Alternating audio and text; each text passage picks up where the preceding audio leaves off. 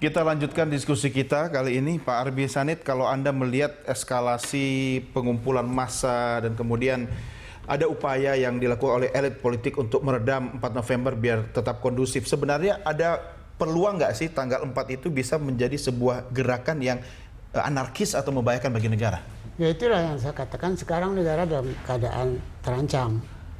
Apa ancamannya? Ya, di dalam negeri ada orang-orang yang radikal.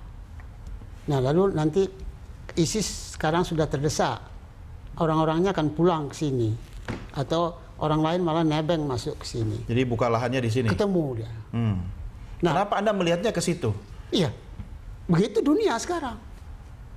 Nggak bisa Anda memisahkan itu dari negara kita. Walaupun masuknya bisa lewat isu apa saja. Iya, isu apa saja, asal rame-rame, asal kacau. Kekacauan itu yang ditunggunya.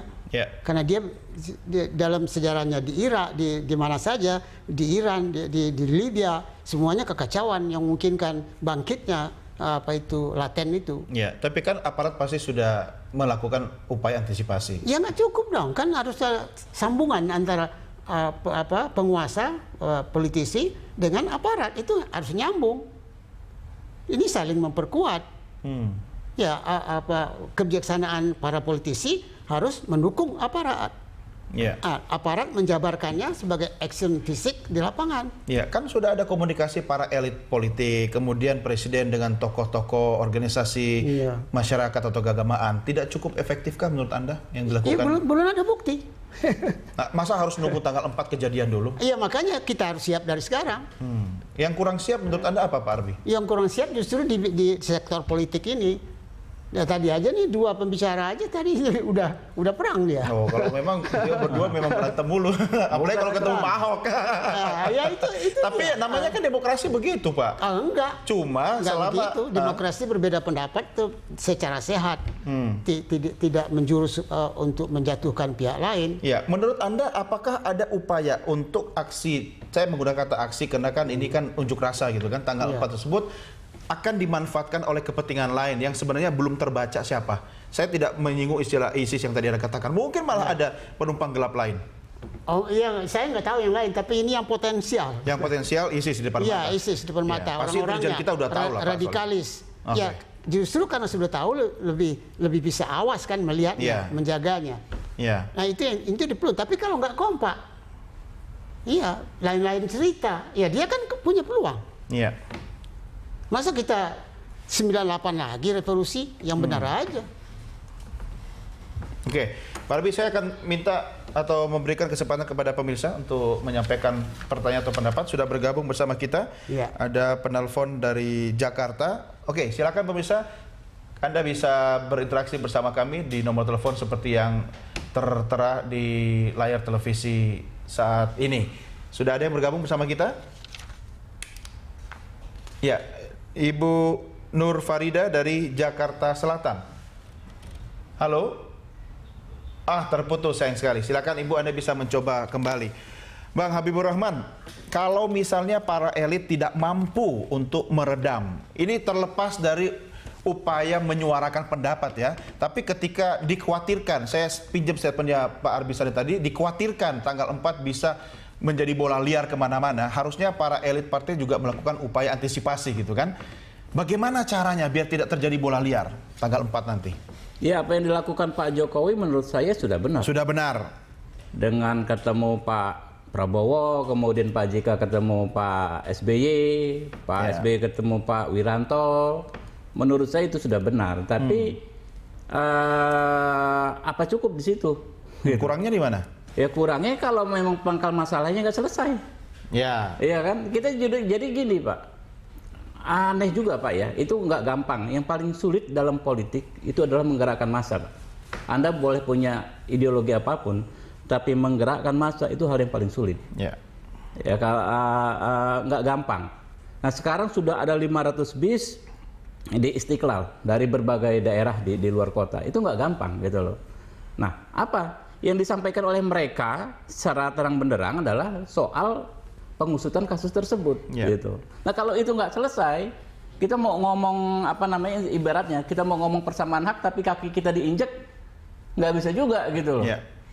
untuk menanya. Jangan diinjak dulu kaki kita baru kita ngomong soal persamaan hak, Ya, Anda nggak khawatir persatuan dan kesatuan dan lain sebagainya. Betul. Tidakkah khawatir ketika aksi itu akan dimanfaatkan oleh Siapa yang nggak khawatir? Kita sangat-sangat khawatir. Ya, tapi kan risikonya ditanggung semua nanti. Iya, karena kita pasti enggak, kami siapa yang nggak khawatir? Emang kita nggak khawatir. Iya, Saya betul. Gerindra nggak khawatir. Kita sangat-sangat khawatir, gitu loh. Tapi apa yang bisa kita lakukan, Pak?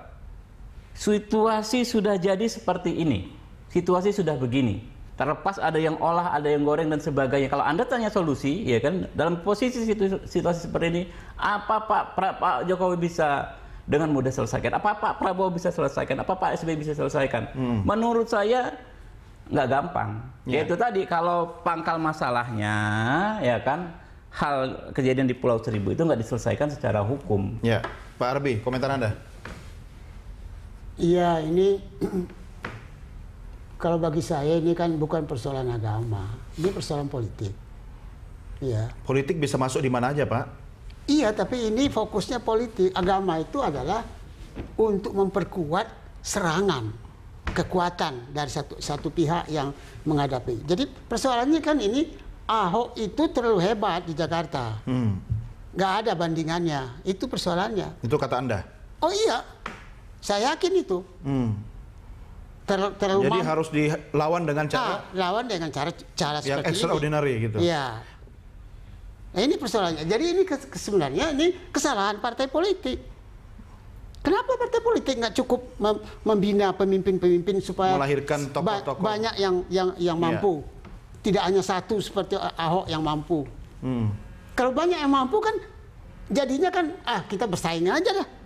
Nggak usah perlu ajak-ajak agama apa macam-macam, nggak perlu. Tapi kan Pak Arbi, hal-hal yang menyangkut menjual isu agama, suku, ras, antar golongan itu kan tetap hal yang seksi untuk kepentingan politik. Nah itu nggak harusnya dilarang. Kalau tidak seperti itu kita nggak punya isu seksi lagi. Mungkin politisi kita kurang kreatif untuk menciptakan sesuatu. Tapi itu mengancam negara. Resikonya terlalu tinggi. Iya. Namanya Pancasila itu kan sekuler. Ya, baik. Saya minta Anda berdua memberikan closing statement yang paling tidak menyejukkan lah untuk tanggal 4 nanti. Dari Pak Arbi dulu, silakan Pak. Singkat-singkat Pak. Iya, kalau saya yang penting kerjasama di antara para politisi dengan aparat. Itu harus nyambung, ya. Dan bersikap tegas dan menegakkan hukum. Jangan sok baik hati lah. Iya. Itu Ya, oke. Bang, silakan. Kebalikannya ya, saya sedikit menyesalkan senior saya Pak Arbi Sani terus terang, yang saya lihat terlalu sempit berpikir seolah-olah ini hanya soal kontestasi, mau pilkada, soal Ahok yang ini soal perbedaan pendapat. Waduh, silakan. Menurut saya itu bahaya kalau cara pandang seperti itu dipakai, pasti bisa berantakan. Kenapa? Kita sendiri nggak tahu kok itu masa dari mana, itu orang dari mana, nggak ada urusan. Sekarang apa yang bisa disampaikan agar nanti tertib tanggal 4? Ya tertib tentu, ya yang penting kita sampaikan kepada pemerintah segera selesaikan persoalan penistaan agama ini secara hukum. Oke, kita tunggu tanggal mainnya semua ya. Bapak-bapak terima kasih sudah bergabung sama kami. Selamat malam, sehat selalu Bang. Sampai ketemu lagi ya. Terima kasih. Dan pemirsa, demikianlah jumpa kita dalam Prime Time Talk kali ini. Jangan lupa Anda bisa mengirimkan informasi dan saran pada kami lewat email di news@berita1.tv. Follow kami via Twitter, Facebook, dan YouTube. Atas nama rekan-rekan redaksi yang bertugas, saya Doni De Keizer. Terima kasih, selamat malam, dan sampai jumpa.